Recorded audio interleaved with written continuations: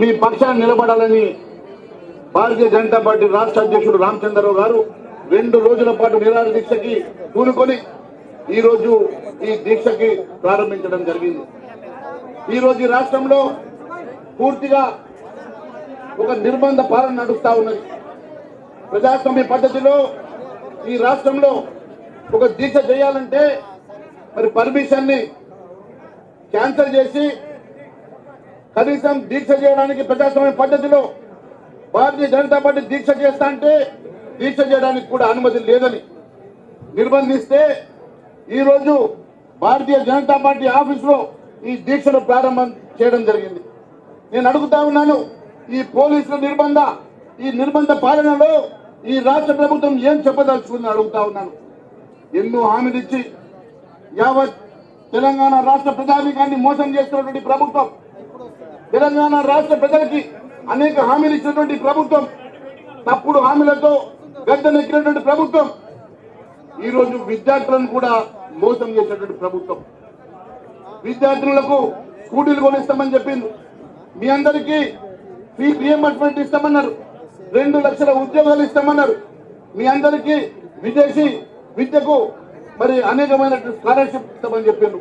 చివరకు ఈ రోజు విద్యార్థి లోకానికి మధ్యాహ్న భోజన పథకానికి కూడా ఈ రోజు నిధులను కేటాయించినటువంటి ప్రభుత్వం. ఈ భారతదేశంలో బీహార్ లాంటి రాష్ట్రంలో కూడా 20% నిధులు కేటాయిస్తే ఈ రోజు మన బడ్జెట్ లో కేవలం 8% నిధులతోటి ఈ రాష్ట్ర ప్రభుత్వం విద్యార్థి లోకాన్ని పూర్తిగా మోసం చేస్తుందని చెప్పి తెలియజేస్తా ఉన్నాను. అనేకమైనటువంటి హామీలు ఇచ్చిన ఈ ప్రభుత్వం అన్ని వర్గాల ప్రజానీకాన్ని, మహిళలకు 2500 ఇస్తామని మోసం చేసి, రైతన్నలను మోసం చేసి, అన్ని వర్గాల ప్రజల్ని మోసం చేసి చివరకు విద్యార్థుల సైతం మోసం చేస్తా ఉన్నది.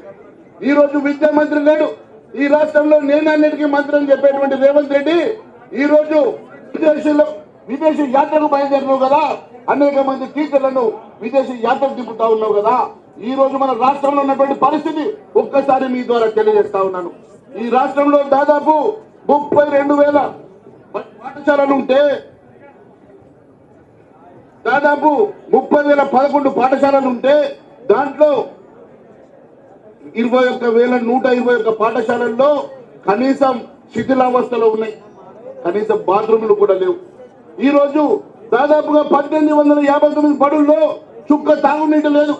అంతేకాదు 1752 పాఠశాలల్లో బాలికలకు కూడా మరి మరుగుదొడ్లు లేనటువంటి పరిస్థితి రాష్ట్రంలో ఉన్నది. ఒకవైపు కనీస సౌకర్యాన్ని ఇవ్వడానికి నిధులు లేవు. విదేశాలు పోయి విదేశీ యాత్రలు చేసి ఈ రోజు ఎక్కడో ఆక్స్ఫర్డ్ యూనివర్సిటీని తీసుకొస్తాడట. నేను అడుగుతా ఉన్నాను, ఈ రాష్ట్రంలో కనీసం చిన్న బిడ్డలకు, అట్టడుగు బడుగు బలైన వర్గాలకు చెందిన పిల్లలు ఈ రోజు ప్రభుత్వ పాఠశాలకు వెళ్తే కనీస సౌకర్యాలు కూడా ప్రారంభించిన నువ్వు ఈ రోజు విదేశీ యాత్రకు వెళ్లి ఏం చెప్పదలుచుకున్నావు అని అడుగుతా ఉన్నా. ఈ రోజు అనేకమైనటువంటి సమస్యలతో ఈ రాష్ట్ర ప్రభుత్వం విద్యా లోకాన్ని పూర్తిగా భ్రష్టు పట్టిస్తా ఉంటే మీ పక్షాన నిలబడాలని, మీ పక్షాన ఈ రాష్ట్ర ప్రభుత్వాన్ని వ్యతిరేకంగా మీ అందరి పక్షాన ఈ రోజు భారతీయ జనతా పార్టీ రాష్ట్ర అధ్యక్షుడు రామచంద్రరావు గారు మీ పక్షాన దీక్ష కూరుకున్నారు. వారికి ఒక్కసారి మీ అందరి తరఫున